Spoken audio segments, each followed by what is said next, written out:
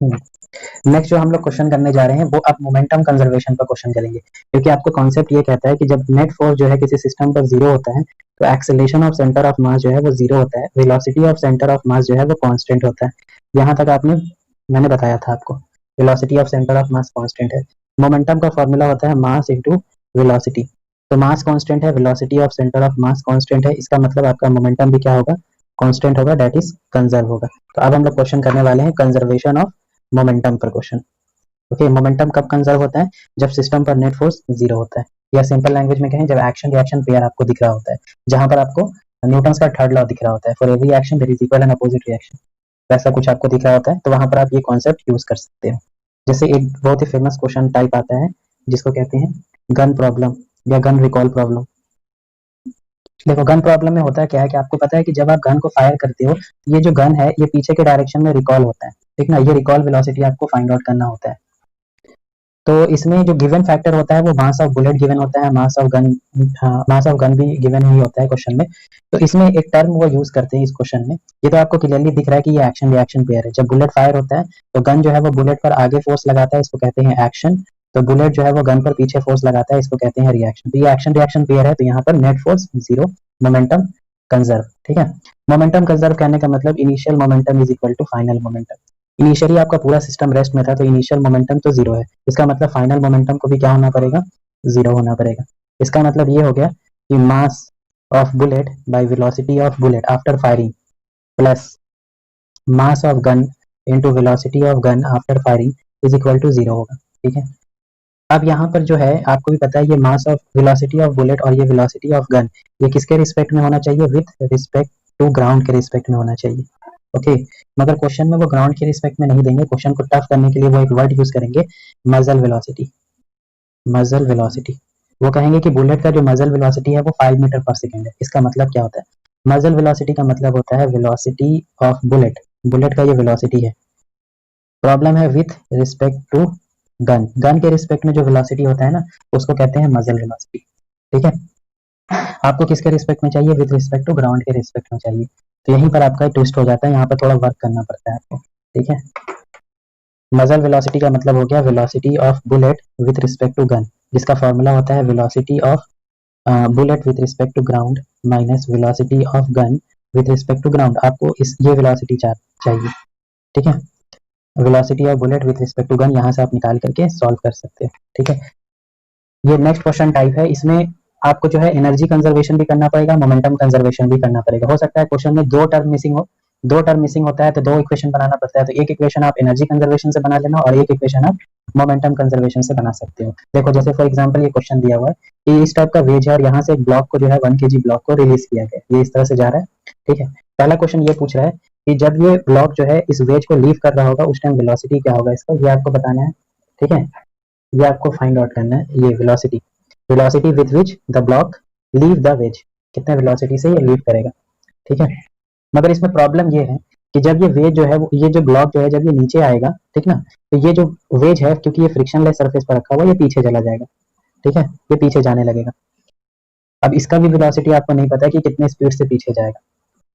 तो यहाँ पर हम लोग एक काम करेंगे, मोमेंटम कंजर्व कर सकते हैं यहाँ पर, क्योंकि ये एक्शन रिएक्शन पेयर है, ये पूरा प्रोसेस क्या है, एक्शन रिएक्शन पेयर है। न्यूटन थर्ड लॉ आपको क्लियरली दिख रहा है, ब्लॉक आगे जा रहा है, वेज पीछे जा रहा है, तो यहाँ पर हम लोग मोमेंटम कंजर्व कर सकते हैं, ठीक है।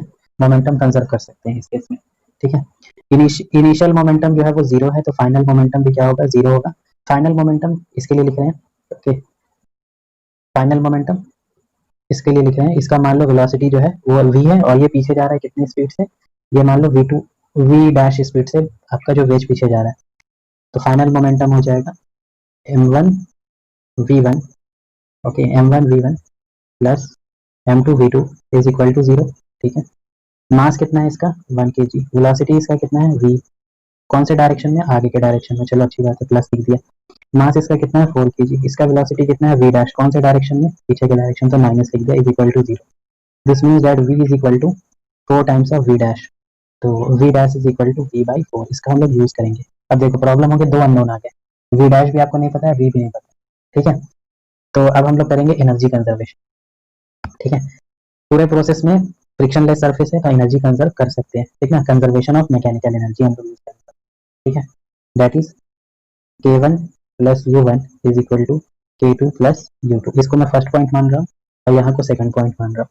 जब आप इस यहाँ की बात करोगे तो यहाँ पर ये ब्लॉक अच्छे खासे हाइट पर है, 10 मीटर की हाइट पर है, तो इसके पास ग्रेविटेशनल पोटेंशियल एनर्जी है कितना, mgh, mgh, ठीक है। और काइनेटिक एनर्जी जीरो है क्योंकि अभी इसको आपने रिलीज किया है, जस्ट यू का वैल्यू जीरो है, तो ये जीरो है, ठीक है। आपका वेट जो है वो रेस्ट में है तो जीरो। आपका वेट जो है वेट का जो ग्रेविटेशनल पोटेंशियल एनर्जी वो भी जीरो है क्योंकि ग्राउंड पर प्लेस्ड। आगे बढ़ते हैं। काइनेटिक एनर्जी जब ये लीव कर रहा होगा तो उस टाइम इसका काइनेटिक एनर्जी होगा कितना, होगा हाफ एम वी स्क्वायर, ठीक है। उस टाइम इसका पोटेंशियल एनर्जी कितना हो जाएगा, जीरो हो जाएगा, ठीक है।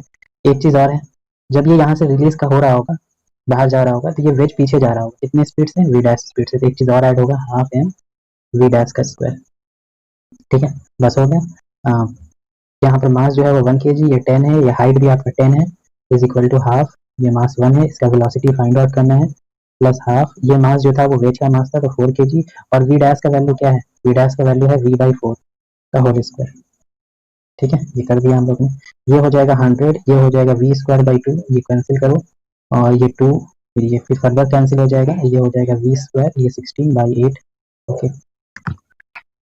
यहाँ पर एलसीएम जो 8 आएगा ये हो जाएगा 800, 800 is equal to 4v square plus v square. This means that 5v square is equal to 800. So v square is equal to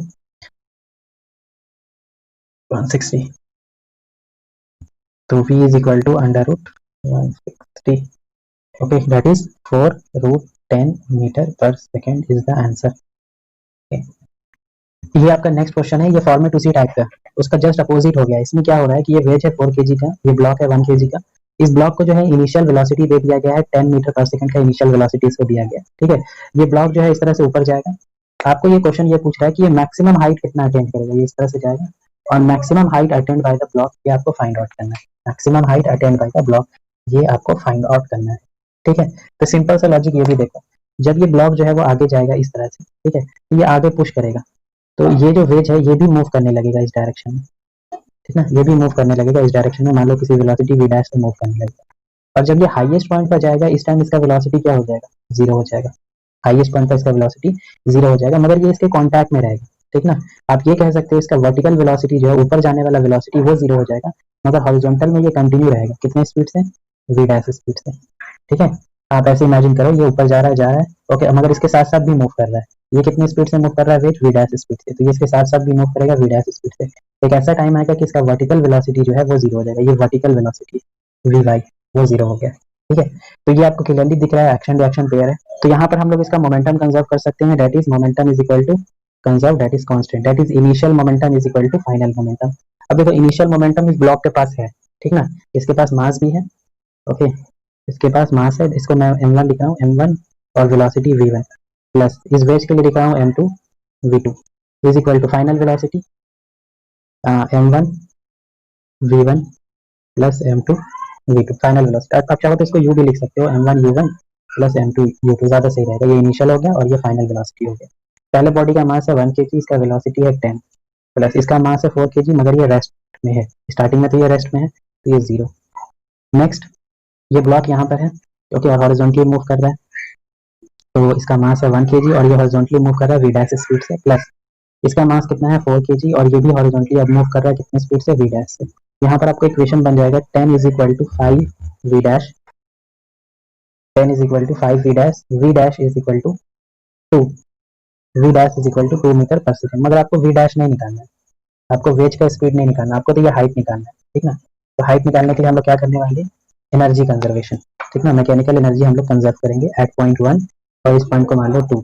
format क्या कहता है, k1 plus u1 is equal to k2 plus u2, ठीक है। Kinetic energy initial इस block के पास है कितना, half M V square, plus wedge के पास कितना काइनेटिक एनर्जी है, जीरो, ठीक है। नेक्स्ट, पोटेंशियल एनर्जी इसका कितना, अभी तो ये ग्राउंड पर ही है, जीरो, और ये वेज भी अभी ग्राउंड पर ही है, जीरो, ठीक। नेक्स्ट, काइनेटिक एनर्जी जब आप हाईएस्ट पॉइंट पर हो, ये हॉरिजॉन्टली मूव कर रहा है कितने स्पीड से, half M V dash square. Wedge भी आपका मूव कर रहा है हॉरिजॉन्टली कितने स्पीड से, सेम स्पीड से, half M V dash square, plus ये ब्लॉक के पास पोटेंशियल एनर्जी भी है, कितना पोटेंशियल एनर्जी है, M G H plus M G H, यही एच आपको निकालना है। हाफ इसका मास है 1, इसका वेलोसिटी इसका इनिशियल वेलोसिटी ये रहा 10 का square is equal to half, ये दोनों सेम ही है, वी डैश कॉमन कर लो, हाफ इंटू वी डैश का स्क्वायर का वैल्यू हो जाएगा 2 का स्क्वायर हो जाएगा, प्लस मास इंटू मास, दोनों मास को ऐड कर दो 4 प्लस 1 5 हो जाएगा, प्लस इसका मास ब्लॉक का मास है 1 kg, जी का वैल्यू 10 है और एच तो फाइंड आउट करना है, ठीक है। तो ये आपका 150 इज इक्वल टू हो जाएगा 2, ये 5 is 10 plus 10h, this means that 10h is equal to 40, h is equal to 4 metre is the answer. तो ये है आपका energy conservation as well as momentum conservation. जहां पर मोमेंटम कंजर्वेशन से आंसर नहीं है, फर्दर उसको एनर्जी कंजर्वेशन भी आप उसमें लगा सकते हैं, ठीक है। तो ये अपने आप में एक मिक्सिंग टाइप का क्वेश्चन हो गया, momentum conserve plus energy conserve. Next question ये कह रहा है कि ये 4 kg का वेज है और ये 1 kg का ब्लॉक है, जिसको इनिशियल स्पीड दिया गया है 10 मीटर पर सेकेंड और ये जो वेज का हाइट है वो 2 मीटर है, फ्रिक्शनलेस सरफेस है। क्वेश्चन ये कह रहा है find out the distance travel by wedge when 1 kg block is in air. कहने का मतलब ये हो गया कि बताओ कितना ये वेज डिस्टेंस ट्रेवल करेगा जब 1 kg वाला ब्लॉक जो है वो एयर में होगा। मतलब ये क्वेश्चन इनडायरेक्टली ये कहना चाह रहा है कि ये इस तरह से जाएगा हाईएस्ट पॉइंट पर, ओके, यहाँ पर ये रुकेगा नहीं, ये यहाँ से बाहर चला जाएगा ऐसे, ठीक है, ये इस तरह से, और उस टाइम में ये जो वेज है ना ये आगे जाएगा, इस तरह से ये आगे चला जाएगा। तो बताओ जब ये जितना टाइम ये एयर में रहेगा तो ये वेज कितना डिस्टेंस आगे ट्रैवल करेगा, ये आपको बताना है, ठीक है। तो यहाँ पर ये सिचुएशन बिल्कुल पहले जैसा थोड़ा सा है, वहां क्या हो रहा था इससे पहले वाले सिचुएशन में हाईएस्ट पॉइंट पर जाने पर आपका जो वर्टिकल वेलोसिटी था वो 0 हो जाता था, मगर इसमें ऐसा तो नहीं कह रहा, इसका मतलब वो एयर में ट्रैवल कर रहा है, इसका मतलब यहाँ पर उसका जो वर्टिकल वेलोसिटी है वो 0 नहीं हुआ है, तभी तो वो एयर में चला जाएगा। और हॉरिजॉन्टल वेलोसिटी कितना होगा, जैसे पहले मैंने बताया था कि जो वेज इस डायरेक्शन में मूव कर रहा है वी डैश से, तो इसका हॉरिजॉन्टल भी इस डायरेक्शन में होगा वी डैश, ओके, और वर्टिकल होगा वी डैश। तो ये देखो इस ब्लॉक के पास दो वेलोसिटी है, हॉरिजॉन्टल में भी है और वर्टिकल में भी है, ये हॉरिजॉन्टल हो गया और ये वर्टिकल हो गया। इस टाइप का सिचुएशन होने का मतलब समझ रहे हो, ये प्रोजेक्टाइल मोशन करेगा, ये ब्लॉक जो है यहाँ से ऐसे करके प्रोजेक्टाइल मोशन करते हुए यहाँ पहुंचेगा, और जब ये यहाँ पहुंचेगा तो ये जो वेज है ये ऑलरेडी यहाँ पर पहुंचा हुआ रहेगा, यहाँ पर ये वेज का सिचुएशन ये रहेगा, लाइक दिस, ये वेज यहाँ पर रहेगा। तो ये क्वेश्चन हो गया, इसमें थोड़ा बहुत आपका प्रोजेक्टाइल मोशन भी इन्वॉल्व हो गया, ये डिस्टेंस आपको फाइंड आउट करना है, लाइक दिस। कॉन्सेप्ट थोड़ा सा ज्यादा हो गया है मगर फॉर्मेट बिल्कुल वैसा ही है। सबसे पहले मोमेंटम कंजर्व करेंगे, अगर सॉल्व हो गया तो अच्छी बात है, नहीं तो फिर एनर्जी कंजर्व कर लेंगे, उससे भी सॉल्व हो नहीं होता है तो फिर हम लोग कोई मोमेंट प्रोजेक्टाइल मोशन का कोई फॉर्मूला यूज कर लेंगे, ठीक है। तो स्टार्ट करते हैं बेसिक से। सबसे पहला स्टेप होता है मोमेंटम कंजर्व करना, ठीक है, पहला स्टेप है मोमेंटम कंजर्व करना। तो मोमेंटम कंजर्व कर देते हैं, initial momentum is equal to final momentum, okay. Initial momentum इस ब्लॉक के पास है, ठीक ना, इस ब्लॉक के पास है, दैट इज 1, और इसका वेलोसिटी कितना है 10, इसके पास मोमेंटम नहीं है क्योंकि अभी ये रेस्ट में। Final momentum, final momentum, final momentum मैं हॉरिजॉन्टल डायरेक्शन में कंजर्व कर रहा हूँ, एक्स डायरेक्शन में ओनली मोमेंटम कंजर्व कर रहा हूँ, सिर्फ और सिर्फ एक्स डायरेक्शन में, ठीक ना, क्योंकि एक्स की ही जरूरत है मुझको। यहाँ देखो ये जो वेज है वो हॉरिजॉन्टली मूव कर रहा है वी डैश स्पीड से, और ये भी हॉरिजॉन्टली मूव कर रहा है वी डैश स्पीड से। तो फाइनल मोमेंटम में आप लिखोगे मास इसका कितना है 4, और इसका स्पीड कितना है वी डैश, प्लस इसका मास कितना है 1 kg और इसका स्पीड कितना है वी डैश। तो यहाँ पर रिलेशन बन जाएगा 10 is equal to 4 plus 5 V dash is equal to 2 metre पर सेकेंड, इक्वेशन फर्स्ट, ओके। ये तो आ गया, हॉरिजॉन्टल आ गया इसका, ओके। नेक्स्ट हम लोग को तो एक्स निकालना है, तो एक काम करते हैं एनर्जी कंजर्वेशन करते हैं हम लोग इसमें। नेक्स्ट एनर्जी कंजर्वेशन करने से हम लोग को ये पता चल जाएगा, ये वाला वी वाई वैल्यू पता चल जाएगा, एक्स वी डैश तो पता चल गया 2 मीटर पर सेकंड है, वी वाई पता करना पड़ेगा। एनर्जी कंजर्वेशन करो, k1 plus u1 is equal to k2 plus u2, इसको मैं फर्स्ट पॉइंट मान रहा हूँ, इसको second point, okay. Initial kinetic energy इस ब्लॉक के पास कितना है, half into mass into velocity का स्क्वायर, प्लस ये वेज के पास कोई काइनेटिक एनर्जी नहीं है स्टार्टिंग में। पोटेंशियल एनर्जी इस ब्लॉक का भी 0 है और वेज का भी 0, दोनों ग्राउंड पर है 0। फाइनल काइनेटिक एनर्जी, अब यहाँ देखो मैं पहले वेज की बात करूंगा, तो वेज का है half M V square, half mass V dash का स्क्वायर मतलब 2 का स्क्वायर, प्लस इसकी बात करूंगा ब्लॉक का, हाफ मास इसका कितना है 1, और इसके पास दो वेलोसिटी हॉरिजॉन्टल में भी है वर्टिकल में भी है। तो हॉरिजॉन्टल के लिए लिखूंगा पहले हाफ एम वी डैश का square that is 2 square, plus plus half mass 1, और वर्टिकल के लिए लिखूंगा ऊपर के लिए वी वाई का स्क्वायर, वी वाई का स्क्वायर, प्लस इस ब्लॉक के पास पोटेंशियल एनर्जी भी है, कितना है M G H, M G, और हाइट कितना दिया हुआ 2 मीटर, ये हो गया ना। यहाँ से मुझको वी वाई मिल जाएगा, इसको सॉल्व करते हैं, ये हो जाएगा 50 इज इक्वल टू, ये कैंसिल हो जाएगा, ये 2 4 2 8 प्लस ये कैंसिल 2 प्लस ये हो जाएगा V Y square by 2 plus ये हो जाएगा 20। सॉल्व किया मैंने इसको, V dash V Y square is equal to under root 40 metre पर सेकेंड। ठीक है, इसका मतलब आपने हॉरिजॉन्टल वेलोसिटी भी फाइंड आउट कर लिया। हॉरिजॉन्टल है आपका 2 और वर्टिकल है आपका अंडर रूट 40 लाइक दिस। ठीक है, अब यहाँ देखो, ये प्रोजेक्टाइल मोशन है ऑफ का first case, projectile motion of first case, ground से ग्राउंड वाला केस है, this to this.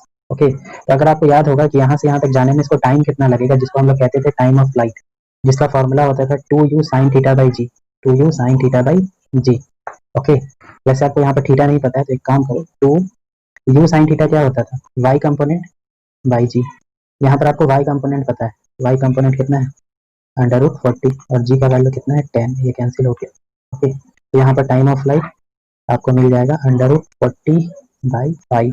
Okay, time मैंने क्यों निकाला, यहाँ से यहाँ तक जाने में कितना टाइम लगा ये आपको पता है, इतना टाइम। तो यहाँ से यहाँ तक जाने में कितना डिस्टेंस ट्रैवल हो गया होगा, तो distance is equal to speed into time. Distance is equal to speed कितना है वी डैश, टाइम कितना है ये रहा टी, वी डैश का वैल्यू कितना आया था 2 और टाइम कितना आपने फाइंड आउट किया under root 40 by 5। Okay, this is the answer 2 by 5 under root 40। Of course lengthy question था मगर इजी क्वेश्चन था। मोमेंटम कंजर्वेशन से बात नहीं बनी, एनर्जी कंजर्वेशन उससे भी बात नहीं बना, तो प्रोजेक्टाइल का फॉर्मेट यूज किया, फॉर्मूला यूज किया।